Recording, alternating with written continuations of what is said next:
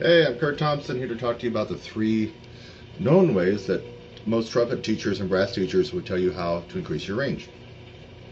And in some videos you may have heard me kind of disrespect these a little bit, and that would only be because you've tried these 3 ways, yet you keep trying these 3 ways to really bring out the most amount of range.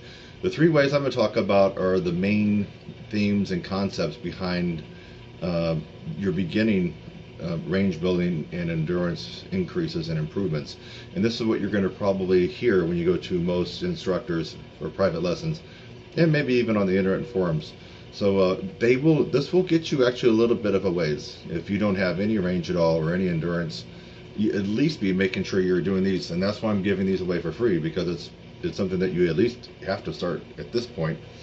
It will only take you so far. So once you use these techniques and only get to a certain level, and you can't really seem to get beyond that, that's when you have to come to me in my course, the 16-week upper register course, and add another 3 or 4 notes to your range. But this will get you a little bit of a jump start, and might as well do it if you haven't been doing it. A lot of you watching this video will have already undoubtedly heard about these and have already been doing it, and then you're watching this to see if you can increase your range past that, but this won't help you.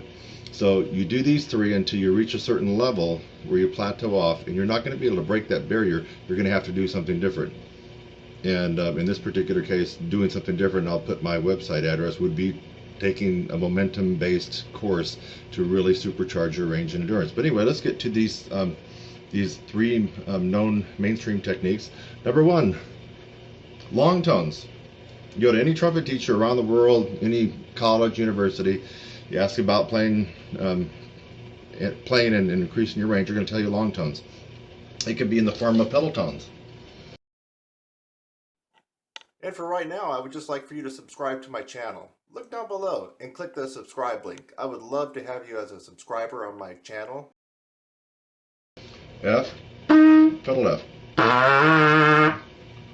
Or the harder range would be tier 2, would be your pedal Cs. C. So any kind of long tone, even in the regular lower middle register.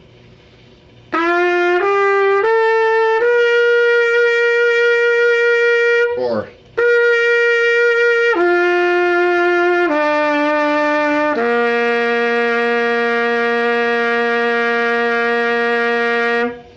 and on and on and on. You can go down chromatically there, you can go up.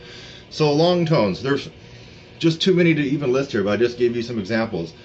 Long tones will help out your range and endurance. Also, a good tone comes from practicing tone studies and flow studies. Remember, tone, a gorgeous, big, beautiful, brassy tone that you can almost just reach out and grab. You just kind of get that feeling when you hear someone play with a great tone. That comes from tone. So you want better tone, it comes from tone, long tones. Alright, let's move on to the second one. So the first one was long tones, and you can include pedal tones, and there's just a whole myriad of ways to do long tones, but you got to be making sure that you incorporate some kind of long tone study in your practice. As far as how much to do it and what to do, that's where people like us come in handy, because we need to hear you play and get a feel for where you're at, and then we could better prescribe the right long tone study for you. Second thing would be lip flexibility studies. And lip flexibilities are broken down into 3 parts: glissandos, lip trills, and regular lip slurs. So you need to have that incorporated into your practice as well if you're trying to increase your range and endurance. Obviously, lip trills would be a very fast oscillation between 2 notes. G, start on G with a staff. Or it could be lower if your range isn't high. Let's do a C. C to E.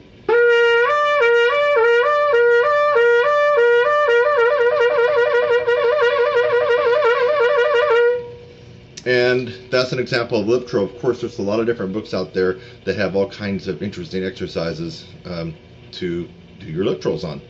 My favorite right now, my favorite right now is Dr. Charles Colin Advanced Lip Flexibilities for Trumpet. It's a big red book with white lettering. I swear by that book. I love that one. So there you have it. So lip trills. The second part of lip flexibilities would be your glissando. In fact, I remember reading Roger Ingram's book, and if my memory serves me correctly, he really swore by practicing 1-octave glissandos. I think that's his claim to range fame, if I remember what he said in his book. Now, don't quote me perfectly back, because I read it a long time ago, but he really swore by 1-octave glissandos. So, and you're probably going to want to do them where at least you reach out of the staff, like A, or even high C. And then you can start at an octave.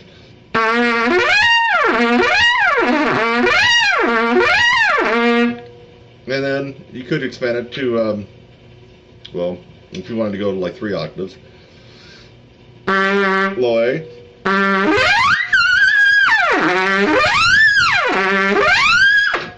So that's your glissandos.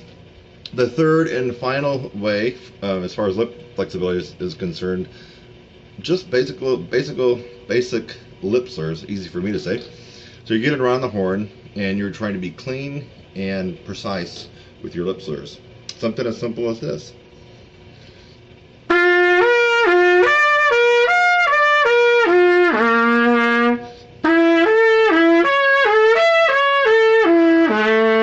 Or even simpler.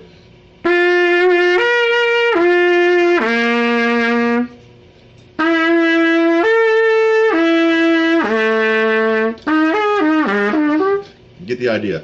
Lip slurs. Okay, so far we've discussed long tones in their various formats. Lip flexibilities, which are broken down into 3 parts. There's only 3 ways that you can get around on this horn without using these and without using that. And that would be the glissando that we just talked about, lip trills, and lip flexibilities or lip slurs. Actually, lip slurs would be part of the lip flexibilities. And now the third way that most trumpet teachers would tell you or advise you on how to be able to increase your range would be able to take something up an octave. The first thing that comes to mind, if you're more of a beginning or intermediate student, probably intermediate, or you simply just don't have that good of a range, and you're hanging around G's above the staff, and you're still a good 4th away from even the beginning upper register, which starts at IC, I would at least have you work on scales and arpeggios up an octave. If you're used to practicing the C scale, and you kind of staying around that range, you want to start giving it a go an octave higher, even if you have to go slower.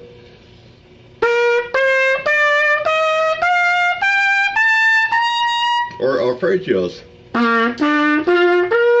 If you're used to being in that range, try to see if you can squeeze it out an octave higher.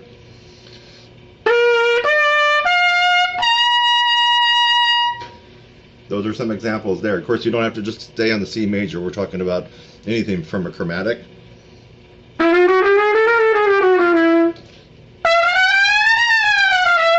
chromatics, arpeggios, scales, you name it. And then you can finally go to little tunes. They could be classical little things out of the Arbans, jazzy ones, anything that you've ever played. You could try to take it up an octave. Something simple like this.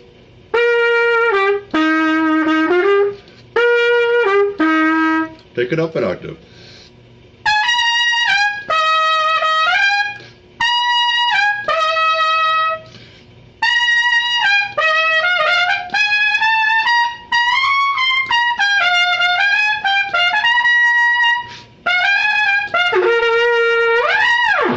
Okay, that was Sesame Street.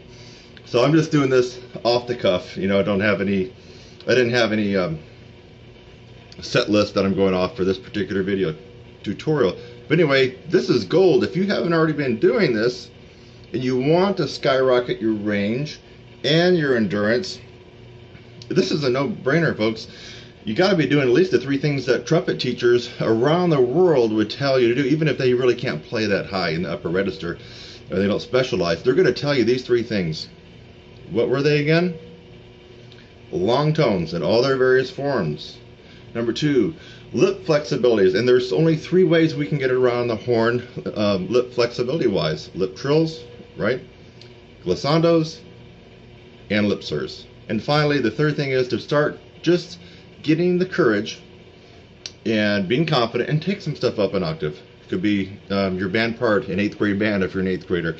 It could be some little licks that you've learned. It could be scales, chromatics. Just start with the idea like, hey, let me just see if I can take this up an octave. So, I'm Kurt Thompson. My site is www.TrumpetSizzle.com. You can email me at kurt@TrumpetSizzle.com. Now, you're going to use these techniques, and they're going to take you a little bit of the way up. But you're going to find at some point you get stuck. Everybody gets stuck, and that's why they come to me or other people that teach and kind of focus on the power side of the horn, the physical part, the volume, the tone, the sound, the range, the endurance. So anyway, I hope that you got a little something out of this. And if you already knew this, great, it was a review. And then go get my course. Come on. You want to get another 4 or 5 notes? I know you do, right? Bye-bye.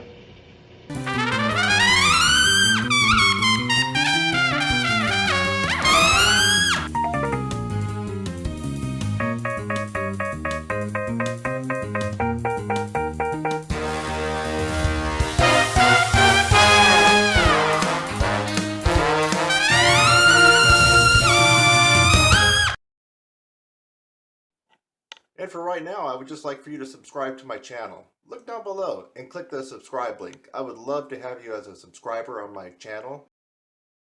I'm Kurt Thompson. I'll see you in the next one.